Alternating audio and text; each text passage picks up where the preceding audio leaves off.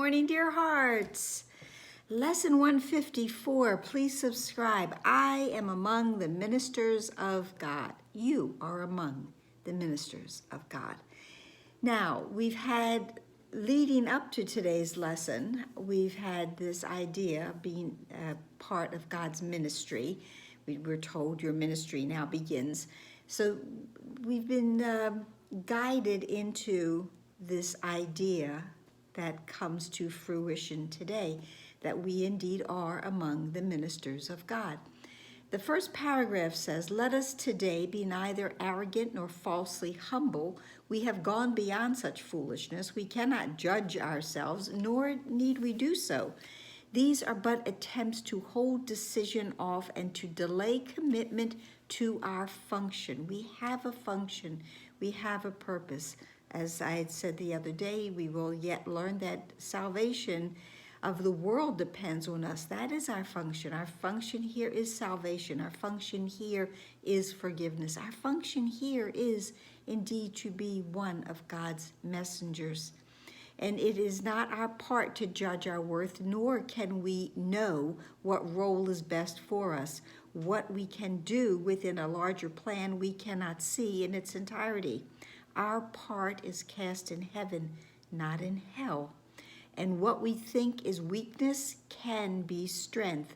What we believe to be our strength is often arrogance.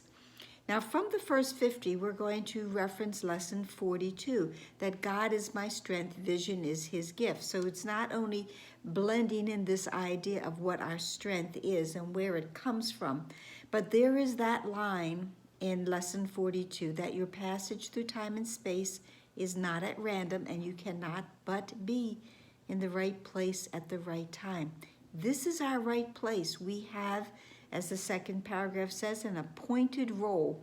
Okay, whatever your appointed role may be, it was selected by the voice for God, whose function is to speak for you as well. And how it will best be applied, and for what, to whom, and when. It's when he chooses and accepts your part for you. So even though it's not in the first 50, this idea of seeing your strengths exactly as they are and equally aware of where they can be best applied, for what, to whom, and when, certainly harkens back to lesson 71. Where would you have me go? What would you have me do? What would you have me say? And to whom? Because this is what the messenger does. As this lesson tells us, the messenger is not the one who writes the message. He delivers. We're not writing this message. We have been given this message, and it is up to us to deliver this message because God has such great faith in us to do so. We were appointed for this role, and the messages have been bestowed upon us. In paragraph 4, it says, "It is this joining through the voice for God of Father and of Son that sets apart salvation from the world." And I just want to go back to the paragraph before. It says, God has joined his Son in this, and thus his Son becomes his messenger of unity with him. So this is the message that we are delivering. But unlike in this world, the messengers of this world, when they give their message, they have it no longer, and it is not up to them whether or not they need to believe in the message. They're simply a go-between. That is not how it is here in truth, in God's dominion. We first must accept this message of unity and have it, because as we know, it is in the having and the giving that we know that we have had it, and we must have it and accept this message of unity before we can share it with anyone. It's just salvation or atonement. I will accept atonement for myself. That is the first requirement for any teacher of God, to first accept the atonement for themselves, because if I don't accept it, then I certainly cannot share it. There is one difference in the role of heaven's messengers, I'm on paragraph 6, which sets them apart from those the world appoints. The messages that they deliver are intended first for them, as I said, and it is only as they can accept them for themselves that they become able to give them further and to give them everywhere that they were meant to be. And these messages are not exclusive. These messages are for everyone. The messengers of God perform their part by their acceptance of his messages as for themselves and show they understand the messages by giving them away. And of course, as it is in truth, with the messages that we give as part of our ministry, as we give them, not only do we receive them, but they grow in importance and within us, that we keep having more and more of the understanding of God's messages that we are to give. No one can receive and understand he has received until he gives, for in the giving is his own acceptance of what he received. So very much of this lesson is about the lesson that we have had before about giving and receiving are one in truth. And it goes a little bit further yet.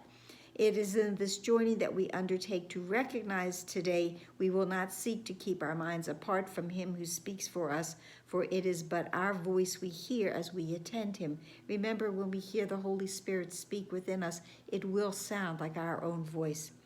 Paragraph 11 is spectacular. We practice giving him, capital H him, in case you were wondering, what he would have, that we may recognize his gifts to us.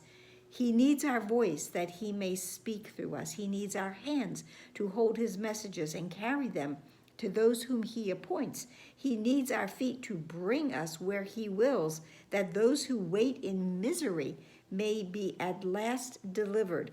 And he needs our will united with his own, that we may be the true receivers of the gifts he gives.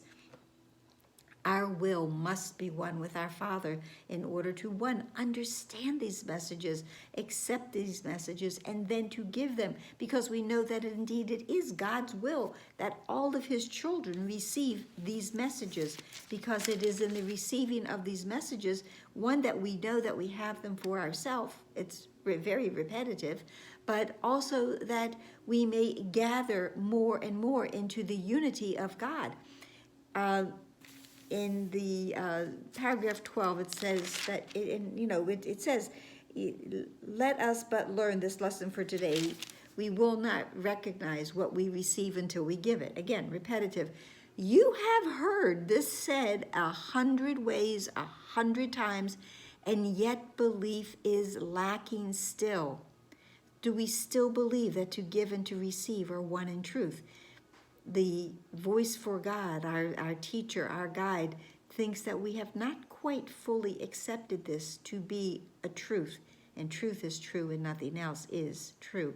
But this is sure, until belief is given it, until we really believe to give and receive are one in truth, you will receive 1,000 miracles and then receive 1,000 more, but will not know that God himself has left no gift beyond what you already have, nor has denied the tiniest of blessings to his Son. What can this mean to you until you have identified with him and with his own, as we identify with all of our brothers with the entire sonship? So today's lesson is stated thus: I am among the ministers of God. This is what we say.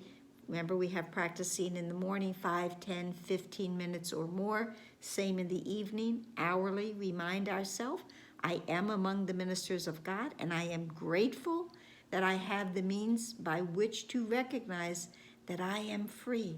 We are free. We are not prisoners. We are not being coerced into being these messengers. This is our function. This is our birthright. This is what we are meant to do. We are meant to realize that God is the mind with which I think. We are meant to understand that. That's lesson 45. We are meant to understand that, and the messages that we are delivering are all of the thoughts, the miracles that reside within our Father. They're only thoughts. when we receive them, we see them as miracles, but for God, they're merely thoughts. And the world recedes as we light up our minds and realize these holy words are true, that we are among the ministers of God. We're grateful, and we have the means by which to recognize that we indeed are free. So we give the messages as a messenger, and the messages are of unity, of love, of strength, of peace, of oneness, of our truth. That's it for today. I hope it helped. Please like, please share, please subscribe, please comment.